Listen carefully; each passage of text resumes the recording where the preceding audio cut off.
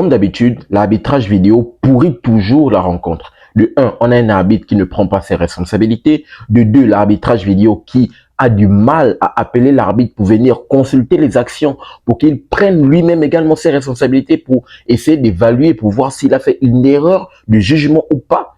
Mais l'arbitrage vidéo, je ne sais pas qu'est-ce qui se passe dans leur camion là-bas, qu'est-ce qu'ils font. Ils ont les images devant eux.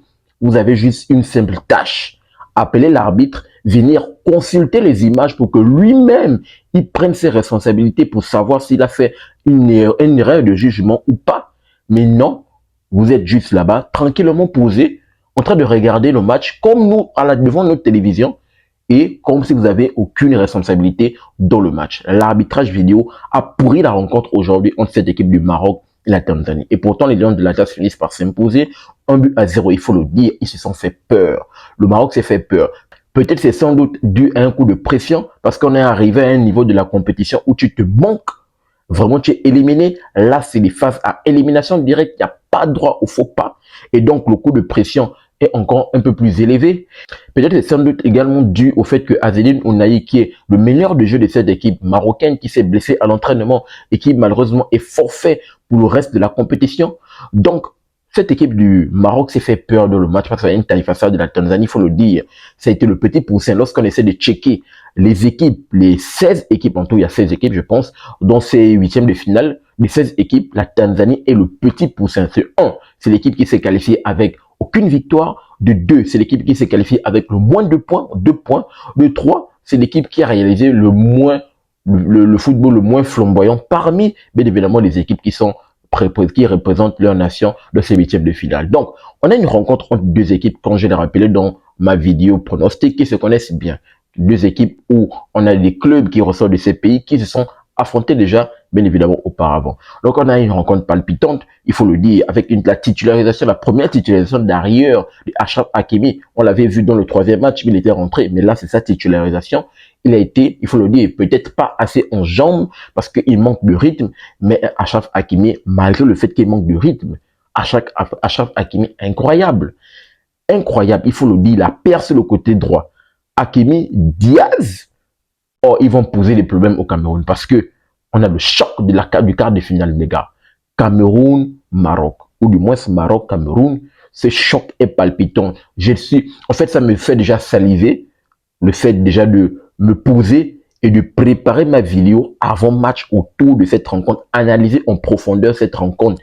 Tellement ce match est hyper important. Pour ma part, peut-être on va assister à l'une des nations qui va sans doute remporter cette CAN 2025. Parce qu'il faut le dire, le Maroc est favori dans cette CAN.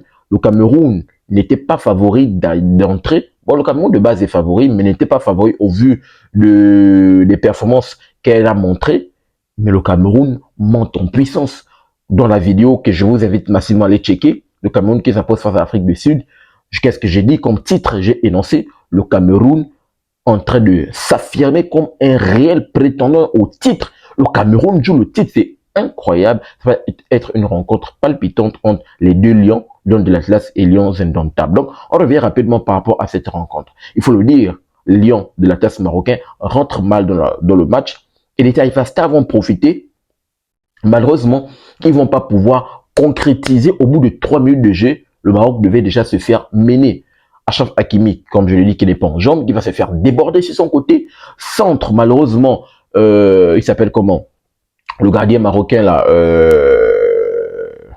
j'ai oublié, en tout cas, vous me direz dans les commentaires. Malheureusement, il va se manquer, il va anticiper le ballon, le centre. Donc, le ballon va être envoyé, sera envoyé entre lui et le poteau.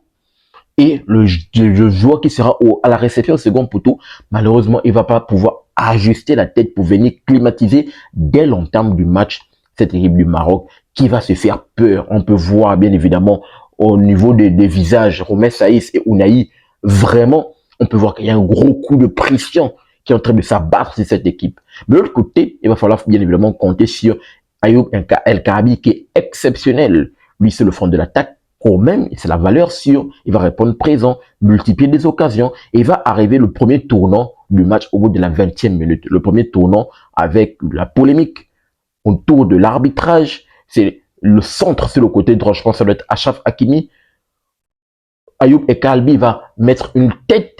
Bon, la tête va être hors cadre, mais le gardien, en sortant, va heurter Ayoub El Kalbi. Donc, il va se manquer, bien évidemment, dans sa sortie.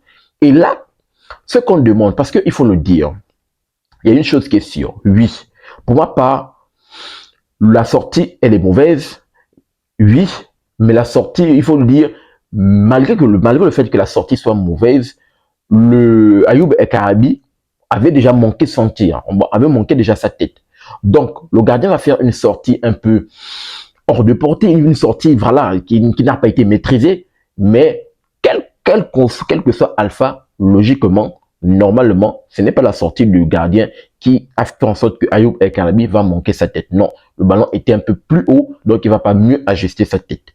Ça, c'est de 1. De 2, de tout ce que je viens de dire, on ne refuse pas le fait que l'arbitrage vidéo dans le camion là-bas, malgré le fait que l'arbitre sur le terrain ne prenne pas ses responsabilités, parce que sans doute il attend que l'arbitrage vidéo dans le VAR là-bas l'appelle, mais eux-mêmes ils ne prennent même pas la décision de dire que on va dire que va regarder les images. Non, ils sont pour eux tranquilles, il n'y a rien du tout.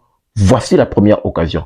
Arrivons rapidement à la deuxième occasion avant de faire le récit de la rencontre. La deuxième occasion qui survient à la fin du match, quasiment à la fin du match, je pense dans le temps additionnel, un truc de ce genre, peut-être 4 minutes de temps additionnel, le joueur tanzanien, débordement sur le côté. Je pense à le Dossaf, 25 défenseurs de cette équipe marocaine. On peut voir que malheureusement, du 1, il ne joue pas le ballon. Du 2, il joue l'homme. De 3, il bouscule, il pousse. On voit le geste qu'il pousse le défenseur dans la surface de réparation. L'arbitre central ne prend pas ses responsabilités en sifflant penalty. Peut-être parce qu'il espère que son homologue dans le camion là-bas l'appelle. Mais rien. Ça, c'était, en fait, c'est la pire décision qui a été accordée dans cette rencontre. On ne vient pas accuser que c'est le Maroc parce que c'est le pays où non, on ne vient pas accuser. Malheureusement, parce que ce n'est depuis le début de la compétition, c'est pas la première fois que le Maroc on va pas dire c'est pas une question de favoritisme, non, c'est pas la première fois que le Maroc se retrouve avec des décisions qui vont à leur faveur. Mais je pense que ce sont les arbitres qui arbitrent les pays hôtes qui malheureusement ne prennent pas leurs responsabilités. Ce n'est pas la faute au Maroc, non, on laisse le Maroc tranquille. C'est la faute aux arbitres qui ne prennent pas leurs responsabilités. De 1, de 2, aux arbitres également dans la VAR qui ne prennent en aucun cas leurs responsabilités. Ça, c'est la responsabilité des arbitres. Ce n'est pas la responsabilité du Maroc pour dire qu'il y a une question de favoritisme. Non, c'est la responsabilité des arbitres qui doivent prendre leurs responsabilités par rapport, bien évidemment, aux décisions. Ils doivent arbitrer le Maroc, pays hôte, de la même façon qu'ils arbitrent les autres rencontres. Parce qu'il y a des rencontres, bien sûr, il y a la jurisprudence. D'ailleurs, je pense dans cette CAN, la rencontre de l'Afrique du Sud, où sur la même occasion, on a pu siffler des pénaltys. Donc, il faut que, bien évidemment, les arbitres, parce que c'est la faute aux arbitres, que ce soit les arbitres, le plus précisément ceux qui sont dans le camion, de prendre leur responsabilité, de appeler l'arbitre pour qu'il consulte les images et que lui-même, s'il n'a pas pris sa décision en plein cours, bien évidemment, en plein direct dans le match, qu'il oriente par rapport à sa décision ou du moins qu'il affirme la décision qu'il a prise, bien évidemment, d'entame. Donc, je pense que cela, autour de la polémique de l'arbitre, c'est les arbitres eux-mêmes. Ce n'est pas une question de favoritisme du Maroc, non. C'est les arbitres eux-mêmes qui doivent prendre leurs responsabilités. Donc, une première mi-temps où les deux équipes vont se neutraliser, on revient dans le jeu. Les deux équipes se neutralisent, il y a un score de 0 but partout. Donc, le Maroc est tenu en échec. Mais le Maroc va être récompensé quand même en deuxième mi-temps sur un très bon jeu. Sur le côté droit, sur la belle PA, comme je l'ai rappelé, qui va faire très mal. Il va falloir que cette équipe de Cameroun soit prête physiquement. Sur la PA Hakimi, Diaz qui va s'illustrer. Belle passe de Hakimi à Brahim Diaz. Sur son côté, très bel enchaînement qui va laisser complètement son vis-à-vis et venir mettre cette frappe au premier poteau et mettre le seul but de la partie. Et je tiens à rappeler qu'avec ce but, Brahim Diaz fait 4 buts dans la compétition. Incroyable. C'est l'individualité forte du côté de cette équipe des Lions de l'Atlas. 4 buts. Aucun joueur marocain, depuis la date de création de la CAN, aucun joueur marocain n'a pu réaliser, bien sûr, la performance de Brahim Diaz en mettant autant de buts, bien évidemment, dans la CAN. 4 réalisations, c'est incroyable. Brahim Diaz montre que c'est le pilier fort, c'est le joueur de cette équipe des Lions de l'Atlas qui répond présent, l'individualité forte qui répond présent lorsque elle a besoin des suppléments d'âme. Parce qu'on a pu voir dans la rage, même dans la célébration, cette équipe du Maroc, ils savaient que c'était un but qui délivrait complètement cette équipe qui est en train de courir derrière ce but-là, autour d'Ayoub et Kalabi, et qui n'a pas été, bien évidemment, il faut le dire, qui a manqué d'efficacité offensive aujourd'hui sur le front de l'attaque. Donc, une courte et légère victoire de la part de cette équipe des Lions de l'Atlas du Maroc, qui ont fait le minimum, au moins pour se qualifier, qui se sont fait peur, parce que de l'autre côté, les Taïfassa de la Tanzanie ont pu avoir des occasions assez franches, mais eux également ont manqué d'efficacité offensive pour réellement climatiser cette équipe, comme on a pu le voir du côté, vraiment, s'il faut le dire, une première mi-temps, où vraiment, il y a eu tellement de déchets techniques de la part de cette équipe marocaine. On espère qu'ils vont rectifier le tir pour le match face au Cameroun, parce que ça va être un match hyper important et décisif. Donc, rapidement, voici ce que je voulais partager avec vous dans cette vidéo pour parler de la victoire et de la qualification de cette équipe des Lions de l'Atlas du Maroc. Ils vont affronter cette équipe des Lions indomptables du Cameroun. Donnez-moi votre retour dans les commentaires par rapport à cet arbitrage assez douteux qui commence à faire polémique, qui continue d'ailleurs à faire polémique. Et donnez-moi également votre retour sur la belle performance de la part de cette équipe du Maroc, bien évidemment, qui, il faut le dire, l'arbitrage qui veut un peu entacher la performance et la qualification de cette équipe des Lions de la classe du Maroc. N'oubliez pas de vous abonner, de liker, mais surtout, activez la cloche de notification pour ne manquer aucune de mes sorties. Peace. Très bientôt, les gars.